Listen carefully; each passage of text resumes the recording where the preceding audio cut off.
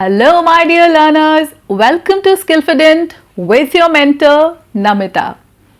Till now, I have been telling you what you should do to become fluent in English. But today, I'm going to talk about what you should simply not do if you want to build fluency in English language. There are certain negative practices which you need to get rid of. Otherwise, you would keep trying, but you won't be able to speak English with a flow. If you want to know what are those things which you have to stop doing right now, then stay with me for the next few minutes. I am assuming that most of you are on the path of self-learning, because here I create content to empower you to learn English on your own. Now, whether we realize this or not, but we develop a certain negative habits which act as a hindrance on our path of personal development. Here we are talking about speaking English fluently, so that you can speak word after word in a flow, sentences, your speech comes out in a correct and something which sounds fine to you. But this is not happening. I know many of you are practicing English from past many years. I have learners over the age of 50, 60 as well. So they are practicing English for a very long time. And with that experience, I have come up with these 6 things which you have to get rid of right now, right here. Leave those habits here in this video only. All right, in the comment section, leave those habits and tell me, ma'am, I'm leaving this habit. Which particular habit you're going to leave? Let me know in the comment section. The first practice which you have developed, which is very negative, is chasing perfection. Perfectionism is not really needed to be achieved in any field. What you are doing, you're waiting for becoming perfect in English to speak it out. I read in the comment section where you ask me books for learning grammar. You want to have a perfect grammar to start speaking in English.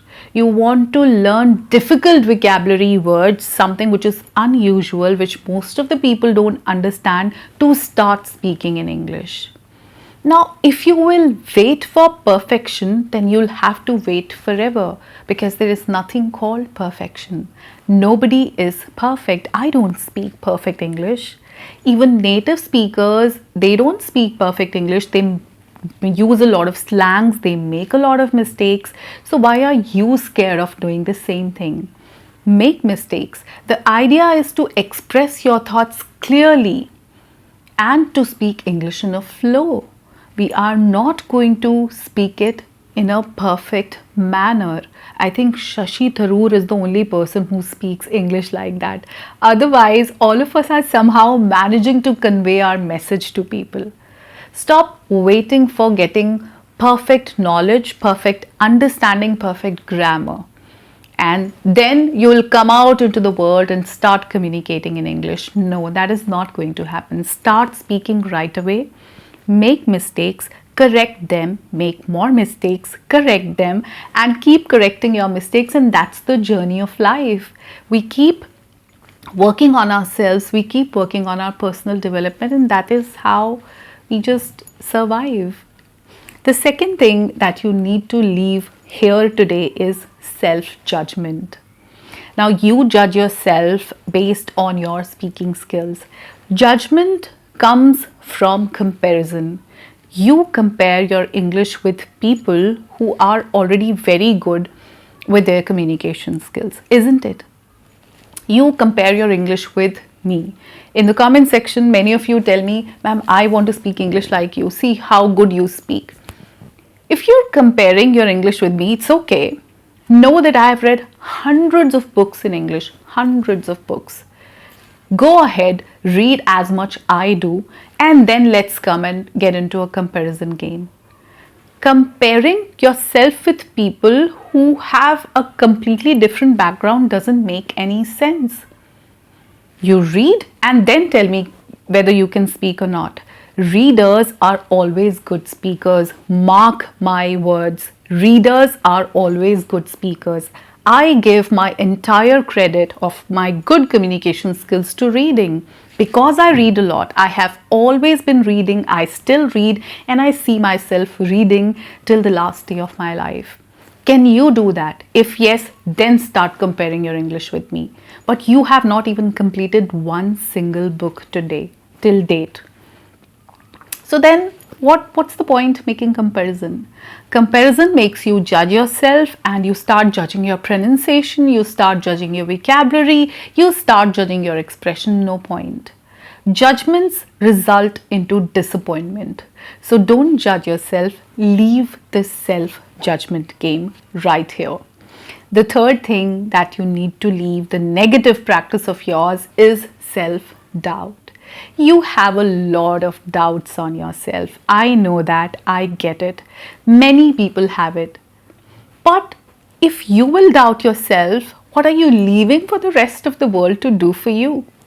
Your parents have doubt on you. Your boss have a doubt on you. Your life partner doubts you. Your children also doubt you. You are also doing the same thing to yourself. Why so much of negativity?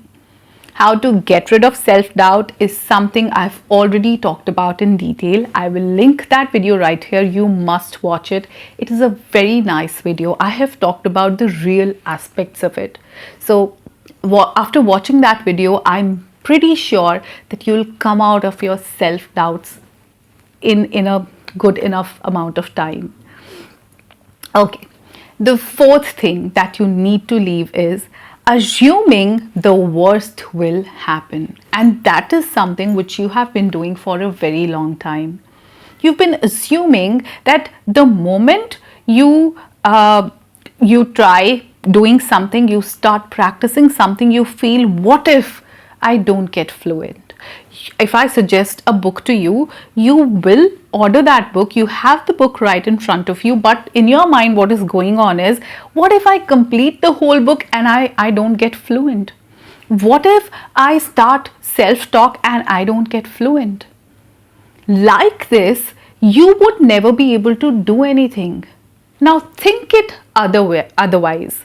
What if you read a book and you become fluent in English? What if you start the practice of self-talk and you end up speaking English in a flow? What if everything turns out well?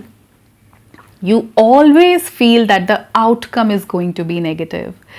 Try to shift that from positive. What if I do this and the result is positive? Only then you have the potential to perform anything better. So just jump into the pool. I would simply say that jump in any practice that you are involved into right now to improve your English skills, and have faith. Have faith in your potential and have faith in your outcome. And then see, everything turns out well. You'll be fluent very, very soon before you even realize that. And the fifth thing that you need to leave is worrying. You worry a lot. And you watch numerous people here who are practicing English and you worry that I cannot speak in English. I will not get a job if I won't be able to fluent in English. I will not become an air hostess if I will not speak in English. My husband would not approve of me if I don't speak in English. You are worrying all the time. Worrying. Let's substitute worrying with working. Start working. Worrying will not bring any result into your life, but working will. Work on your English. Start investing into it. Start putting in efforts. Start doing things that you've been shying away from, like reading to begin with. You don't want to read. Start reading. Start self-talk. Start giving yourself situations and speak about it. Start mimicking people. Instead of worrying, start working and you'll see the results. And the last thing you need to leave right here, and promise me you will do that, is complaining. I believe that you have complained enough. You've complained about your Hindi medium background.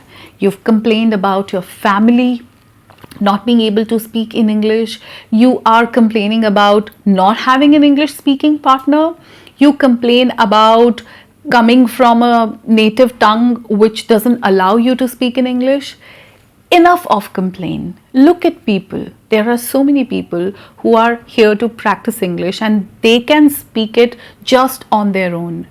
Now, let me reveal a secret to you. I am a trainer for over 10 years now, and I have trained people of different age groups and different backgrounds, mostly professionals. The people who actually end up becoming fluent are the ones who did it on their own. The people who are genuinely fluent are the ones who have never joined institute, who have never bought courses. So it is only your efforts that will bring the results. Start having faith in yourself. Stop complaining. Complaining won't make you fluent, but practice will. So promise me that you're going to leave these 6 practices here. This is a negativity in your life. So get rid of it here in the comment section. Tell me that, ma'am, I will stop doing all these things. I will not compare my English. I will not judge myself. I will not chase perfection. I will not doubt myself. I will never complain from now on, and I'll not worry about my average English. And then you will see that you'll be fluent very, very soon. That's my promise to you. I have that faith in you. Do you have the same faith in yourself? If yes, then you can consider giving a like to this video. I'll see you in my next video. Till then, take care of yourself. Bye-bye for now.